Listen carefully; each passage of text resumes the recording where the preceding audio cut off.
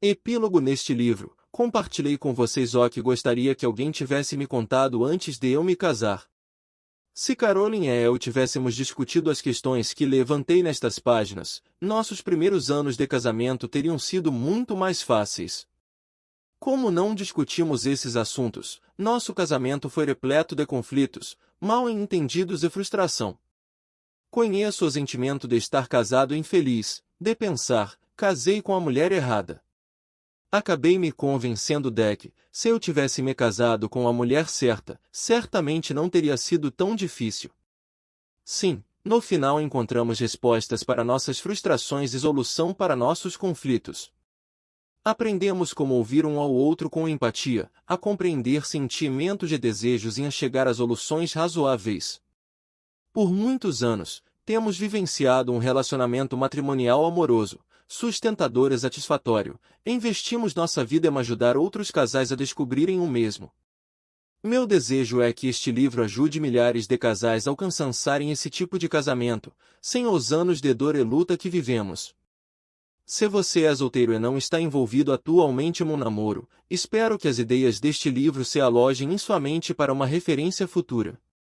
Você agora tem uma ideia mais realista do que precisa ser considerado antes de tomar a decisão de se casar.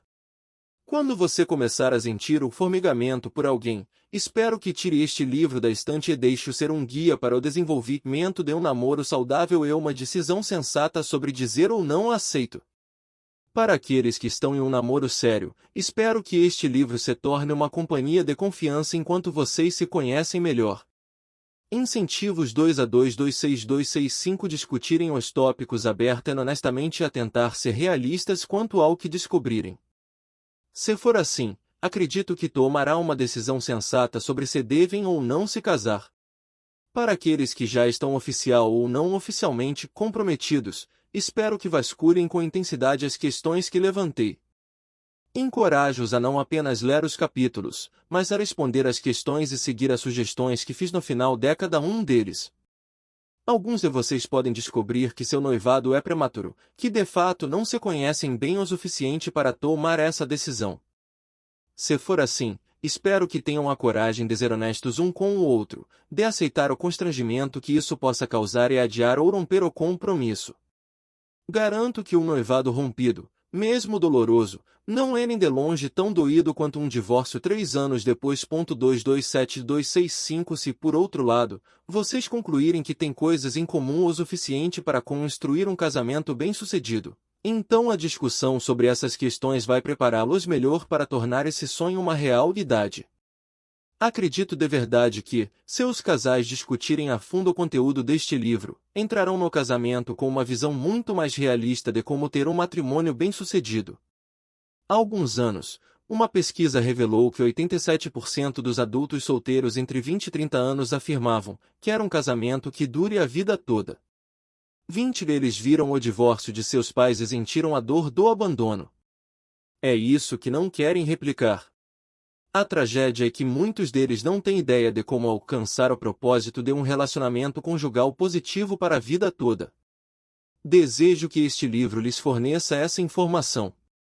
Se você achou este livro útil, espero que recomende a seus amigos. Sua opinião e 228265 sugestões são bem-vindas no site www.garychapman.com.br.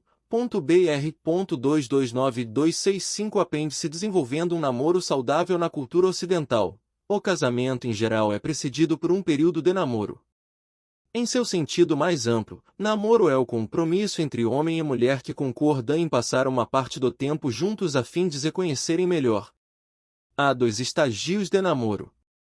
O primeiro são os encontros casuais, que podem ou não ter traços românticos. Pode simplesmente ser entre 2 fãs de orquestra que concordam em assistir a espetáculos juntos e talvez jantar ou comer uma sobremesa depois. Ou podem ser 2 ciclistas que combinam de fazer uma corrida de 2 km no sábado. Se não há interesse romântico e esse interesse não se desenvolve depois de um período de encontro casual, os 2 provavelmente se considerarão amigos e não pensarão em seu relacionamento como um namoro. Relacionamentos casuais costumam ser acompanhados de um interesse romântico por parte de um ou de ambos os indivíduos. Porém, o casal pode ter vários encontros sem reconhecer esse interesse. O foco do relacionamento casual é aproveitar a vida juntos e compartilhar um interesse comum. Geralmente não exige exclusividade, ou seja, um ou ambos os indivíduos podem também ter encontros com outras pessoas. Por mais que aquele que tem sentimentos românticos possa ficar emocionalmente magoado ao saber que a outra pessoa está saindo com outro, ele não tende a verbalizar sua mágoa porque sabe que nenhum compromisso foi estabelecido. O relacionamento casual normalmente se orienta a uma de três direções. Se nenhum 2-3-1-2-6-5 interesse romântico se desenvolve o interesse comum forte, o casal pode desenvolver uma amizade forte centrada em alguma atividade comum. Esse tipo de relacionamento mutuamente agradável costuma durar muitos anos. Uma segunda possibilidade é que o relacionamento casual termine. Talvez um deles tenha uma atração romântica forte e outro não. Isso em si pode se tornar um conflito que conduz ao fim do relacionamento. Ou, se nenhum dos dois tem interesse romântico no outro e não possui nenhum laço mútuo forte, o relacionamento se desfaz naturalmente. A terceira possibilidade é que com o tempo, mesmo que não tenha estado presente no início, cada um desenvolva um forte interesse romântico pelo outro. Os momentos juntos são agradáveis a ambos, e eles começam a pensar que podem estar se apaixonando um pelo outro. O 2-3-2-2-6-5 relacionamento vai passar de encontros casuais para um compromisso oficial. O compromisso oficial, ou namoro, é muito mais sério do que o relacionamento casual. Em geral é percebido como uma relação de exclusividade. Se um deles escolhe namorar outra pessoa, a que foi traída vai experimentar uma grande dor e não vai hesitar em verbalizar sua dor. A conversa subsequente vai levar ao rompimento da relação ou a um comprometimento um com o outro. É esse estágio de compromisso do namoro que quero discutir neste apêndice. Acredito que desenvolver um namoro saudável é a melhor preparação para um casamento saudável. Não estou sugerindo que todos os casais que estão namorando acabem se casando. Estou sugerindo que um namoro saudável vai permitir que eles respondam à questão casar ou não casar, com mais sensatez. Então, vamos voltar 2-3-3-2-6-5 nossa atenção aos fatores que caracterizam esse tipo de relacionamento. Namoros saudáveis terão como foco conhecer um a outro. Isso é realmente o que um namoro sério significa. A psique humana é uma combinação complexa de hereditariedade e ambiente. O que você vê por fora não é necessariamente o que vai descobrir no interior. Esse processo de descoberta exige um alto nível de honestidade por parte dos dois indivíduos. Nos estágios iniciais do namoro, tendemos a colocar nosso melhor pé à frente. Ou seja, nos esforçamos para dar uma boa impressão. Mas essa não é a atitude que leva a um namoro saudável. Todo indivíduo tem uma história única. Essa história o trouxe para onde está hoje. Não conseguimos conhecer um ao outro sem compartilhar nossas histórias. Isso significa que devemos estar dispostos a compartilhar nossos fracassos assim como nossos sucessos. Um jovem me disse no consultório 234-265 tenho medo de dizer a ela que passei 3 meses na prisão por furto quando tinha 16 anos. Tenho medo de que, se souber disso, ela termine comigo. Por quanto tempo você pretende esconder essa informação? Perguntei. Até que vocês estejam noivos ou até que se casem. Acho que isso não seria justo, não é? Ele respondeu. Construir um relacionamento sobre a mentira ou sobre verdades ocultas é sabotá-lo. Por natureza, somos rápidos em compartilhar nosso sucesso, já que ele nos faz parecer melhores. Hesitamos em compartilhar nosso fracasso, porque nós mesmos somos machucados pelas lembranças. Mesmo assim, namoros saudáveis são construídos sobre a verdade. Há 2 áreas em que em geral é muito difícil ser honesto. Uma é compartilhar nossa história sexual, e outra, nossa história financeira. Porém, com muita ênfase estímulo 235-265 os casais em namoro sério a revelar essas áreas da vida.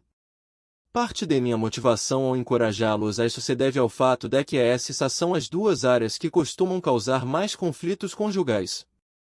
Entrar em um casamento sem revelar esses dois aspectos de quem somos é injusto com nosso parceiro e com nós mesmos. Há algum tempo, uma jovem mulher me disse: meu namorado me contou que foi sexualmente ativo com 3 outras garotas nos últimos 8 anos. Devo confessar que estou achando muito difícil lidar com isso.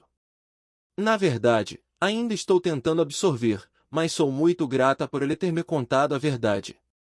Se eu tivesse descoberto isso depois de estarmos noivos ou casados, acho que me sentiria traída. Acho que ela de fato estava certa é que ele foi bastante sensato em compartilhar a verdade. Simplesmente porque algo é difícil de lidar não significa que deva ser ignorado. A vida real tem a ver com lidar 236-265 com questões difíceis. Aprender como fazer isso durante o namoro prepara você para um casamento saudável no futuro. E quanto às finanças? Compartilhar informações financeiras pode ser difícil, mas também é necessário em um namoro saudável, em especial se esse relacionamento parece estar se encaminhando para um noivado ou casamento. É provável que revelar um para o outro como vocês administram o dinheiro os leve a descobrir que vocês têm padrões diferentes de economizar, doar e gastar. Negociar essas diferenças antes do casamento vai tornar a transição para o casamento muito mais fácil. Por exemplo, se um de vocês doa com regularidade 10% de sua renda para a filantropia e outro doa 2% ou nada, essa diferença tem potencial para um conflito conjugal forte se não for resolvida antes do casamento. O total e o tipo de débitos certamente precisam ser revelados para o futuro cônjuge. 237-265 Quanto dinheiro você tem em economias e qual o objetivo de sua poupança também são informações importantes. Quando um de vocês tende a ser um poupador e outro um gastador, a negociação é imperativa. Isso envolve discutir a questão até o fim e encontrar uma solução aceitável para ambos. Esses não são problemas que devem ser discutidos enquanto você está no estágio do relacionamento casual, mas quando você passa ao estágio de compromisso, especialmente se vocês começam a pensar em noivado, casamento, são questões extremamente importantes. O namoro também permite que vocês conheçam a dinâmica da família um do outro. Como a mãe e o pai dela se relacionam. E quanto aos pais dele? Como eles se relacionam que tipo de relação ele tem com os pais? Os pais são divorciados em alguma das famílias? Qual é a natureza da relação atual de cada um de vocês com seus pais?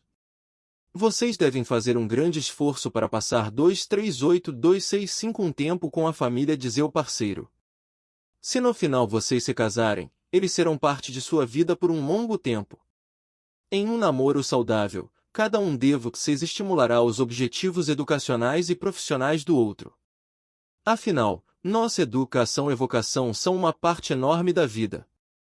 O jovem que diz a namorar que está no primeiro ano de faculdade, por que você não larga a faculdade e se casa comigo? Vou fazer carreira militar, e você não precisa ter nível superior, não é o tipo de pessoa que está pronta para o casamento.